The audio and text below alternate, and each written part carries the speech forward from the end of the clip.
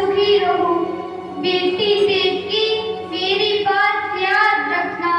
अब तेरा ससुराल ही तेरा घर है और सास ससुर ही तेरे माता पिता हैं। जितनी जल्दी हो सके अपनी मायके को भूल जाना तथा मन वचन और कर्म से अपने पति और सास ससुर की सेवा करना। यही नारी जीवन का मूल आदर्श है। जो नारी इस आदर्श का पालन करती है वही इस घर में स्नेह और आदर सम्मान पाती है। जा बेटी, हमसे तेरा नाता आज तक का ही था। माँ,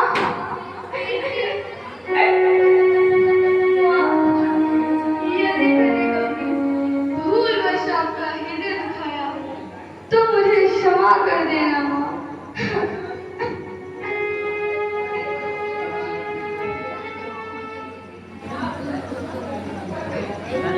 आयुष्मान भवो। हे वसुदेव, आज तक देवकी हमारी थी, आज से ये तुम्हारी हो गई। मुझे पूर्ण विश्वास है कि देवकी अपने मन पर स्नेह से तुम्हारा मन जीत लेगी। इससे अज्ञानतावश कोई भूल हो जाए तो इसे क्षमा कर देना बस। पुत्री देवकी, याद रखना तुम्हारे कुल की मान मर्यादा अब तुम्हारे कंधों पर है। सदैव इसकी रक्षा करना। जाओ बेटी जाओ, मेरा आशीर्वाद है कि तुम्हारा वैवाहिक जीवन मंगलमय सदा सुखी रहो। कुमार वसुदेव, देवकी हमारी सबसे प्यारी बहन है। अब इसकी सुख सुविधा तुम पर निर्भर है। इस बात का ध्यान रखना, इसे कभी कोई कष्ट नहीं होना चाहिए। आप निश्चिंत रहें युवराज हंस, मैं आपको वचन देता हूँ कि मेरे कारण देवकी को कभी कोई कष्ट नहीं होगा। चलो देवकी, मैं तुम्हारे रथ का सारथी बनूंगा और तुम्हें तुम्हारे घर तक विदा करके आऊंगा।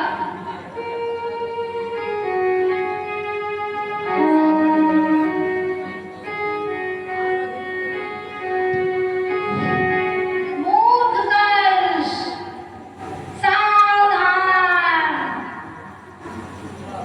जिसे तू इतनी प्रसन्नता से रथ पर बिठाकर विदा करने जा रहा है, उसी देवकी के 8वें गर्भ की संतान तुझे मार डालेगी। इसका 8वां गर्भ तेरा काल होगा। 8वां गर्भ तेरा काल होगा। तेरा काल होगा। मेरा काल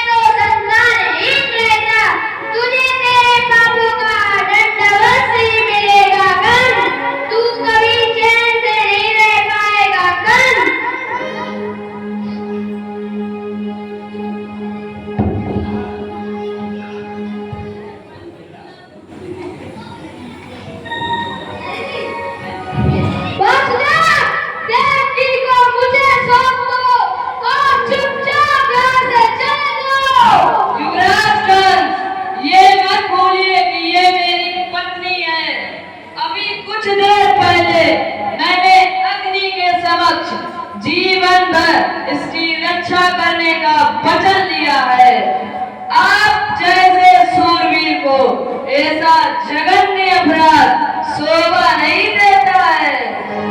आपने देवताओं को भी अपने बल से पराजित किया है, फिर एक स्त्री का वध करके क्यों अपनी वीरता पर ऐसा कलंक लगाना चाहते हैं जिससे आपकी लोक निंदा हो। लोक निंदा? मुझे लोक निंदा का कोई भय नहीं। उसकी भी लड़ाई ढाले जाना। तो फिर देवकी से क्यों भयभीत हो? हूँ, परंतु इसकी संतान क्या तुमने भविष्यवाणी नहीं सुनी? सुनी है, इसलिए कह रहा हूँ। आकाशवाणी के अनुसार आपको देवकी से कोई भय नहीं होना चाहिए। अब मैं आपको वचन देता हूँ कि 8वीं संतान तो क्या, प्रत्येक संतान को जन्म लेते ही मैं स्वयं आपको सौंप दूंगा। बस आप देवकी को छोड़ दीजिए युवराज।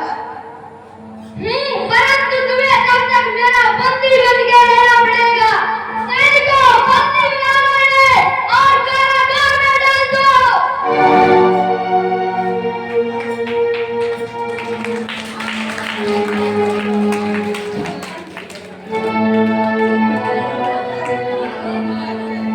देख लूंगा आपको कैसे बचता है मेरे जान से।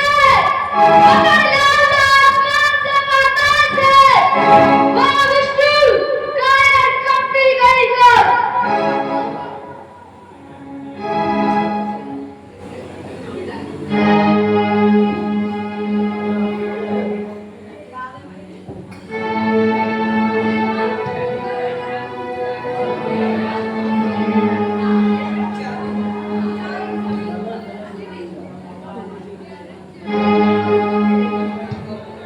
कंस ने अपनी दुष्टता की सारी सीमाएं लांघ दी। आकाशवाणी सुनकर वह भयभीत हो उठा था और इसी कारण उसने वसुदेव और देवकी को कारागार में डाल दिया। पाप कर्म करते करते वह निर्लज्ज भी हो गया था।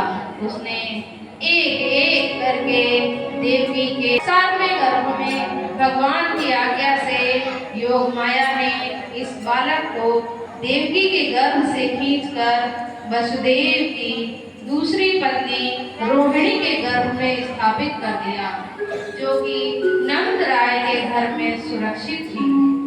जब कंस को देवकी का 7वां गर्भ नष्ट होने की सूचना दी गई तो वह महाराज की जय हो। बताओ साधु, क्या समाचार लाए हो? महाराज, देवकी का 7वां गर्भ नष्ट हो गया। क्या कहा? देवकी का 7वां गर्भ नष्ट हो गया? और विष्णु इतना डर गया कि गर्भ में आकर जन्म लेने का साहस नहीं कर पाया। इससे पहले हम उसे नष्ट करते तो स्वयं नष्ट हो गया। जानन, इस बात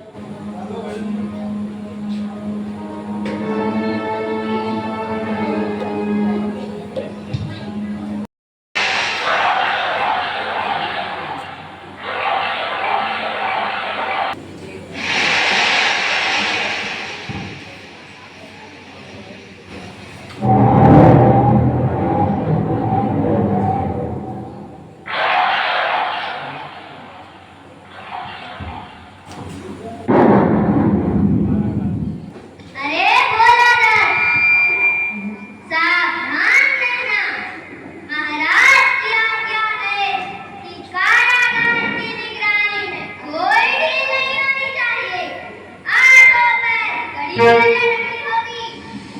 यह महाराज का आदेश है, समझा कि नहीं? आप चिंता न करें। लेकिन वीरभान जी जन्म लेगा, वो महाराज कंस को मार कर उन्हें दुख से छुटकारा दिलाएगा, फिर अपने आप को तारणहार कहने में कहेगा यह सत्य है। अरे मूर्ख, चुप हो जा। तेरी मति मारी गई है क्या? यदि किसी ने सुन लिया और महाराज को पता चला तो तेरे साथ साथ तेरी भी गर्दन कटवा दी जाएगी। मथुरा वालों का बाद में मरण होगा, उससे पहले तेरा मेरा मरण हो जाएगा। समझा कि नहीं? समझ गया। आप चिंता ना करें, आपने बताया नहीं कि वो आएंगे। कौन? वही तारणहार। अरे मूर्ख, चुप हो जा। तेरी मति मारी गई है क्या कि वो अपने साथ साथ मेरी भी गर्दन कटवाने में लगा है? यदि महाराज को पता चला तो अब देख, मेरी बात सुन। हम राज कर्मचारी हैं, हमारा काम है कि राजा का आज्ञा का पालन करना, इसके अलावा हमें कुछ और नहीं सोचना। ठीक है? अब एक बात और सुन, ये तारणहार और नारायण वाली बात तो अपने मन से निकाल ही दे और जा अब ठीक से पहरा दे। जी जाता हूँ। तारणहार, तारणहार, जाने मेरा मन क्यों कहता है कि वे आएंगे, वे आएंगे, वे जरूर आएंगे। आपने कुछ कहा? अभी तक तू गया नहीं? जाता हूँ, मुझे मेरा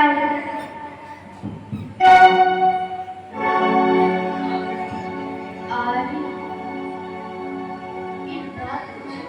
हाँ, पूछो।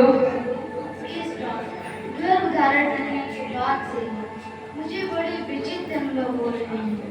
यह बड़ा ही अद्भुत बालक प्रतीत होता है। अच्छा, वह कैसे? जब से यह बालक मेरे घर में आया है, तब से मेरा मन प्रफुल्लित सा हो रहा है।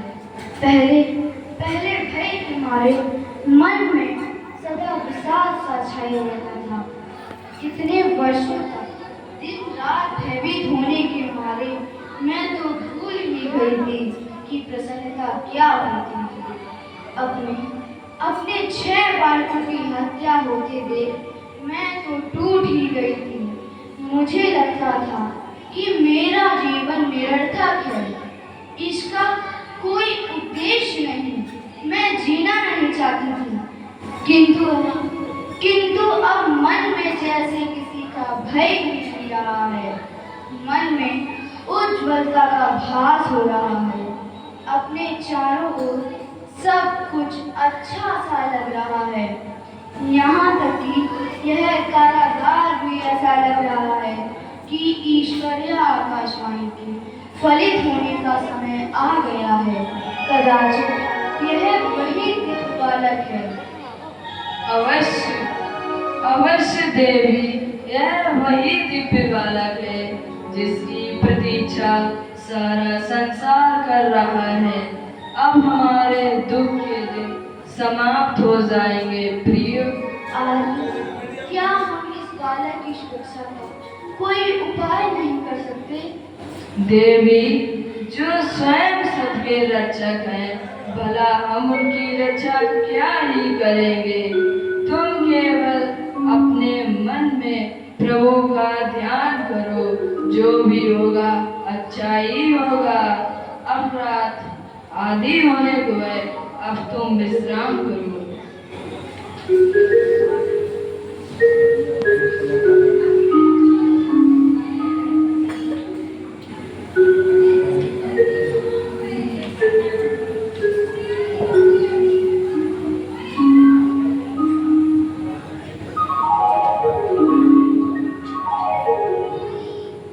हे वसुदेव, माता देवकी उठो। प्रभु प्रणाम जगदीश। आयुष्मान